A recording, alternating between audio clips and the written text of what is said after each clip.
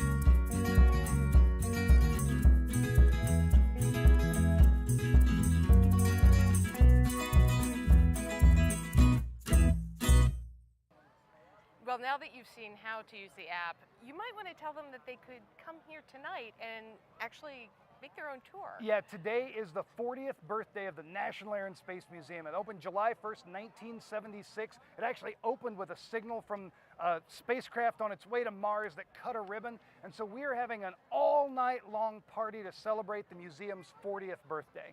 And when you're in the museum, there are going to be a lot of activities. There'll be scavenger hunts. We'll do DC Feud, Yep. which is Very similar to a game show you might watch on TV, but it's a lot of fun DC type trivia and museum trivia tonight. Yes. So there's a lot of things going on down here. So you should probably come down. We're waiting for the opening ceremony to start, which is, we've got a lot of great guests here tonight too. We do, and right now the museum is closed.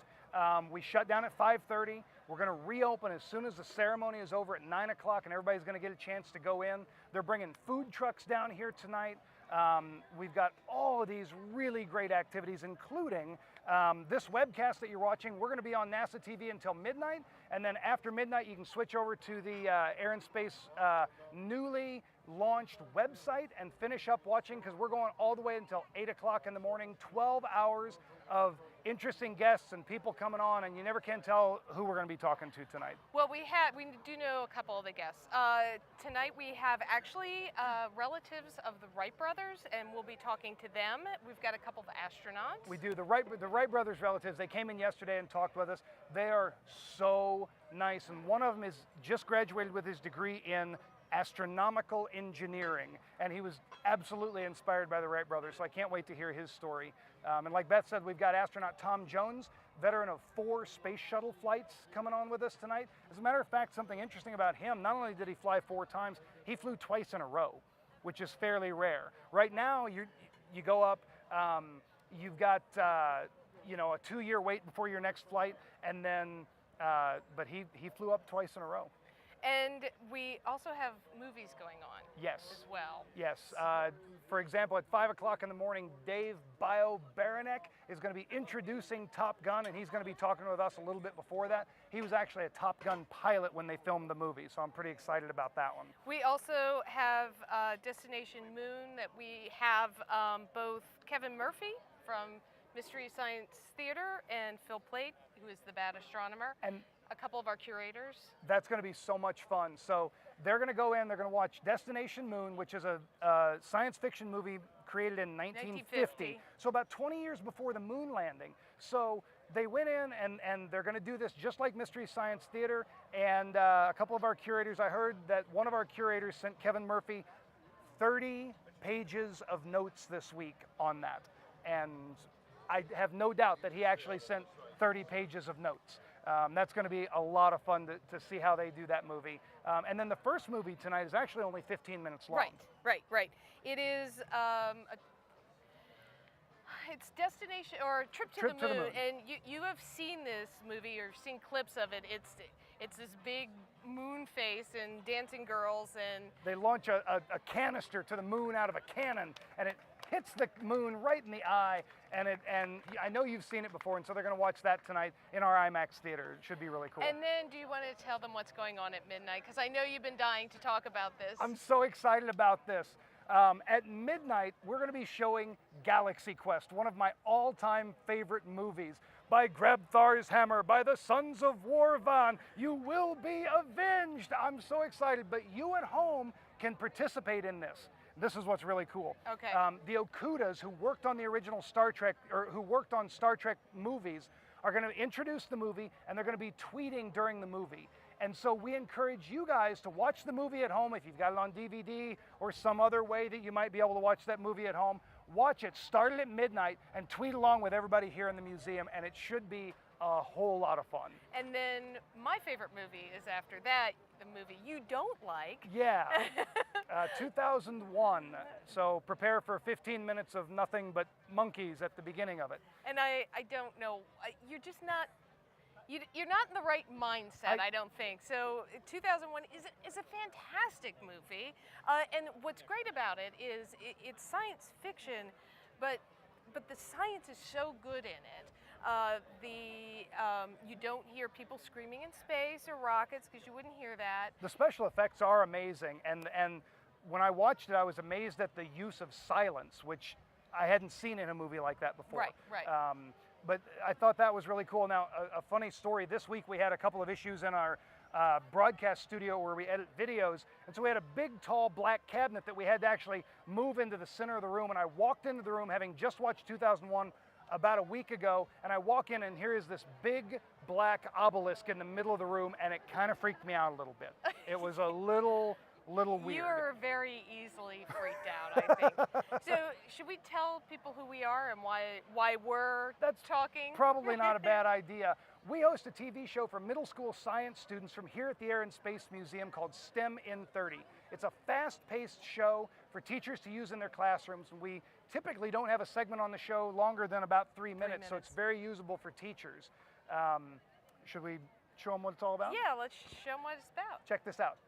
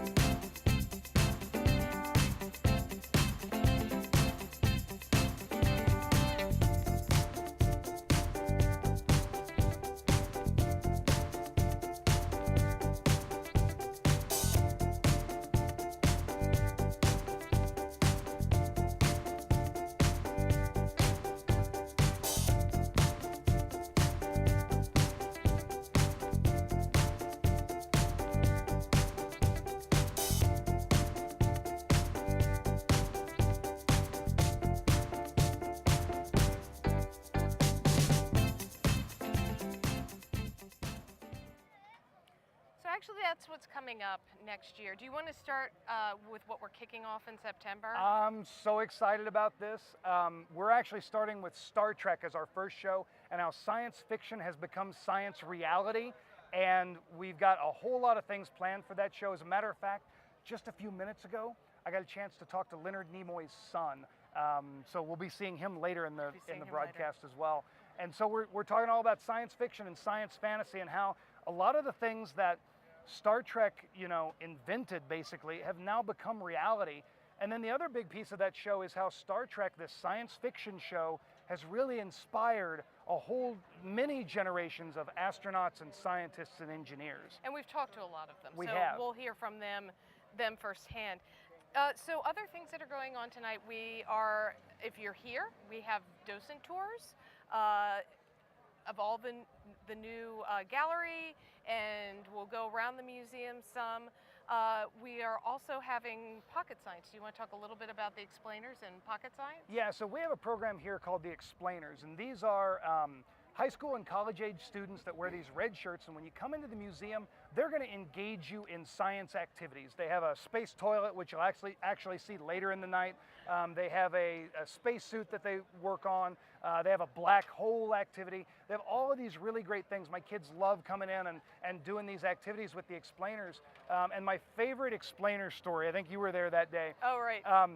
The Explainers had the space toilet sitting outside the Moving Beyond Earth Gallery. And the Moving Beyond Earth Gallery is all about the space shuttle and since then, and current spaceflight projects. And they're engaging people that come by, and this gentleman walks by, and they're like, "Sir, would you like to make a guess about what this is?" And it's a funny looking contraption with a really small toilet seat on it. And he goes, "Well, I think I know what that is." And they're like, "Well, what do you think it is?" He goes, "I'm pretty sure that's a space toilet." And they're like, "Oh, well, how do you know?" And he goes, "Well, do you see that picture hanging up in front of the gallery? That's me." It was an astronaut that just happened to be in the building that day for a conference and walked by as they had the space toilet out, and their jaws just dropped. And then we spent about an hour looking at the spacesuit that we use on display, and he really pointed out how accurate that suit is. Right. I think there was one little piece of it that wasn't accurate, but everything else, I mean, it's dead on to what they're actually wearing in space. Yeah, do you want to talk a little bit about the astronaut that we had the privilege of meeting this past week? We actually got a chance to interview astronaut Michael Collins. He was the Apollo 11 command module pilot, so he flew around the backside of the moon. And I had met Collins a couple of times, and just really, the more I met him, he's just a really nice, really friendly guy. Was the first director of the museum, and so now I had a sit-down interview with him, and I wanted to ask him this question for so long, and I said, did you feel a sense of isolation when you were on the far side? Because there's no communication back there. You can't hear Earth. You're Back then it was all line of sight, so they didn't have any satellites orbiting, so if they weren't in line of sight with the Earth, they were out of contact. Yeah, so they were completely out of contact. So I really wondered about, that sort of sense of isolation. You're so far away from home. It's quiet, and so I said, did you feel this sense of isolation? And he said, no, actually I rather enjoyed the quiet. He was Took all the wind out of my sails.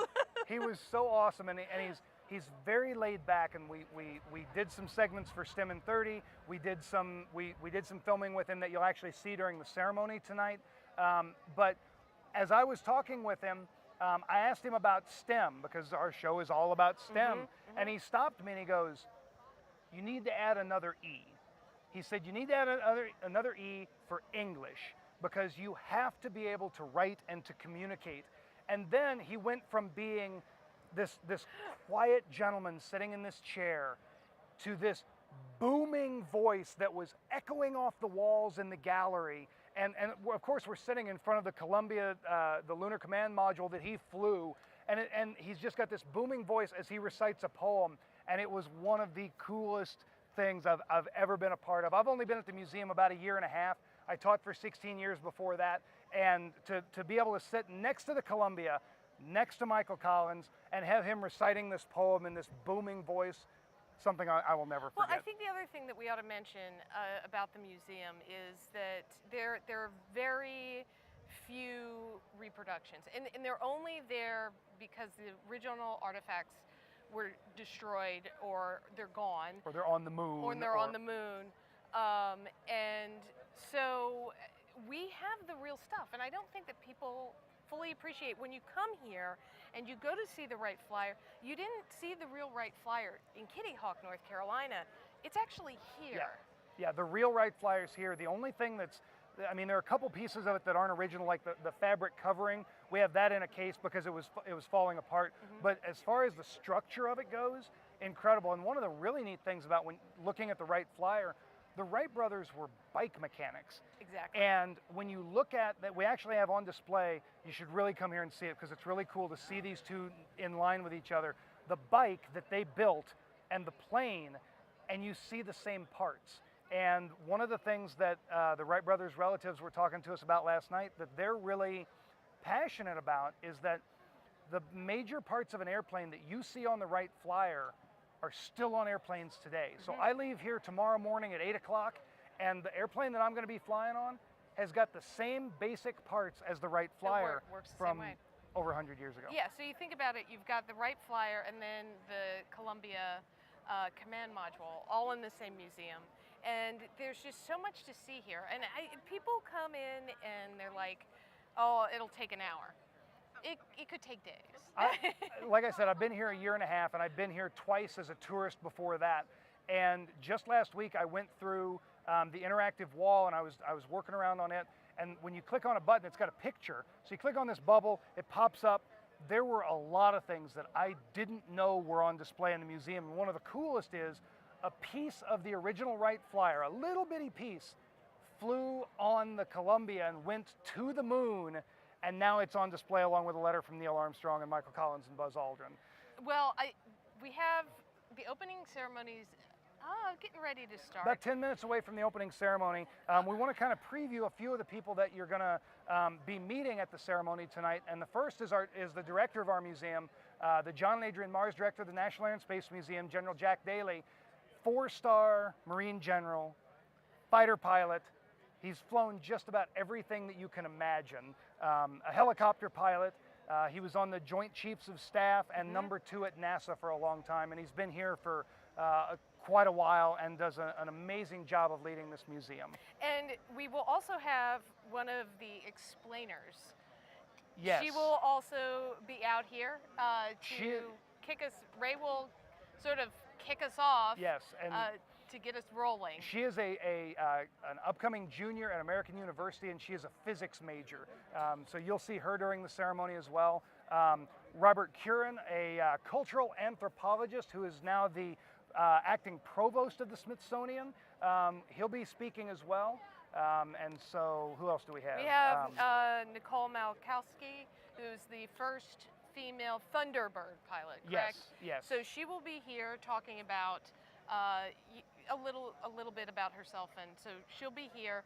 And then we have people that have been on staff for 40 years since the museum opened. So they will be be out here as well.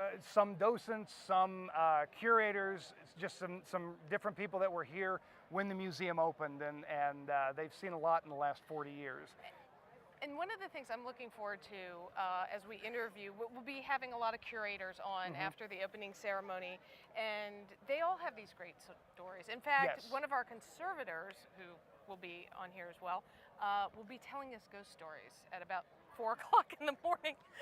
Ghost stories, not just random ghost stories. If I'm still awake. But ghost stories that he's experienced either here or at one of our other facilities.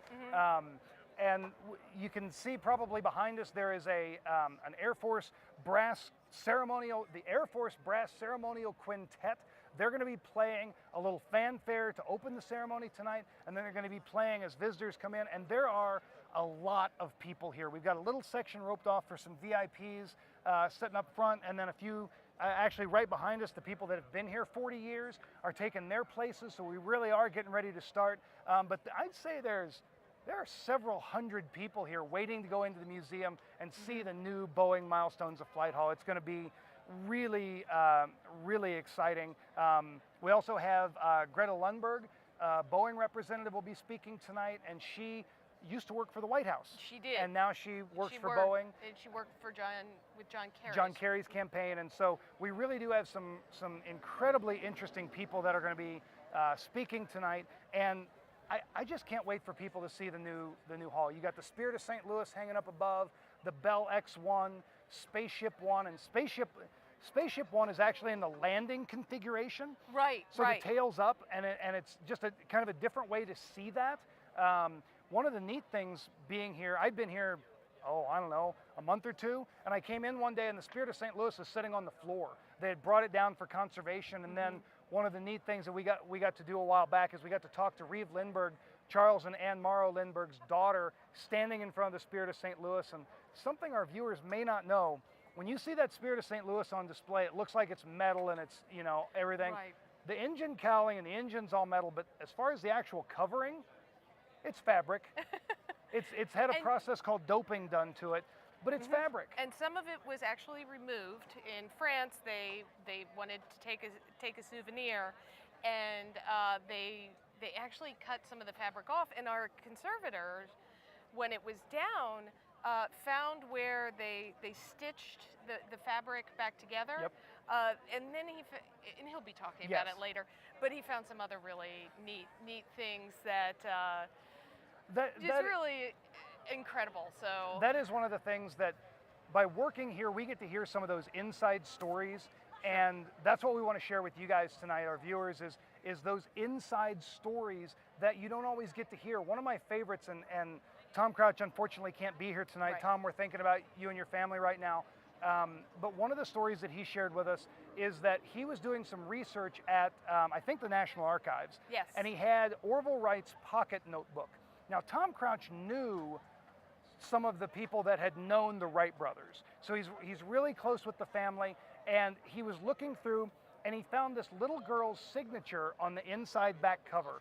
And he knew the girl. Now, she was a 90-year-old lady at that point. Yes. And he went up and he goes, "Do you remember this, or do you know what that's about?" And she looks at Tom and goes, "Oh my goodness, I remember that. Uncle Orv came over to the house. Uncle Orv came over to the house, and I had learned to write my name, and I was so excited about it that he goes, well, here, write it for me." And he pulls out his pocket notebook and hands it to her, and she signs her name, and now that's in the National Archive. And I think the other thing that we should mention is that the museum has archives. Yes. So I've been doing research in our archives, and you run across these letters that, very sincerely Orville writes. And the archives, you can actually use them. Yep. You need to make an appointment. Most of them are out at the Varhazy Center, which is in Chantilly, Virginia, where the Space Shuttle Discovery is now on display. And we actually got a chance to go into the rare book room here at the museum and hold a book it was an old aviation book signed by all of these aviation pioneers, including Orville Wright, Charles Lindbergh, I think Chuck Yeager was in it. I mean, it's a who's who of aviation, and taped inside it was a piece of the original Wright Flyer. Right, and there's just so much here, and there's so many stories to tell. And fortunately, Marty, we have about 12 hours. I know. So we'll now, be taking a look at some of these stories as we get worse and worse all night long as we go, I want everybody to keep in mind that Charles Lindbergh was awake for 36 hours to make the flight across the Atlantic, and he was awake for 24 hours before that. So getting through till 8 o'clock in the morning should be no problem. For Charles Lindbergh. For Charles Lindbergh. But not so much for me. I think caffeine's going to be our friend. I see that we've got our quintet up here. We've got our people that were here from 40 years ago ready to go. We also have a projection that's going to be up on the side of the building, which is going to be stunning. And amazingly, I couldn't believe this. Our boss told us there's a window from 7:45 to 9 o'clock tonight where it's not going to rain. Shh, don't say that out loud. And so far, it rained about a half hour before we started the broadcast. It looks pretty good right now. I'm going to knock on some metal or something. Knock on some wood. Yeah, some wood. But right now, it's looking really promising that we're going to get this actually in, and it's going to be really exciting. And man, when they light this thing up and we get to go inside, you've got to come here to see this. So if you're in the DC area, come on down. We are open all night long. Food trucks, games, explainers, docents, all of this stuff. And if you're not here right now, please come. We're only closed one day a year, and that's Christmas Day. Yep. Otherwise, come on in, and it is just, it's a mecca. It truly is. It is. I'm a little biased, but even before I started working here, it was always my absolute favorite museum. And I think there's, when you visit here, you can't, again, I want to reiterate, you can't spend an hour. I mean, there's just too much to do and to see. And now we are going to be going under some renovation in the next couple years. So the Boeing Milestones of Flight Hall is only the beginning. Yep. So we'll be starting on the West End, and we're going to give whole new treatment. And it's going to be spectacular. So it'll be an interesting time. I've just started to hear some of the ideas that they have on some of the galleries and some of the designs, and it's going to be incredibly cool when it all gets reopened, which is a long way off. But we are staying open the whole time. We could have closed the museum to remodel and everything, but we're going to stay open. You're still going to be able to come in and see things, and we're going to give updates. And you can always watch STEM in 30 to learn about some of the artifacts. One of the things that we're hoping to be able to do is once galleries start to close, we're going to do shows about those galleries and about the artifacts that you may not be able to see that are currently on display. And one of the other neat things that we have is that I think we're getting ready to start. All right. Okay, ceremony's getting ready to start. So Enjoy the show.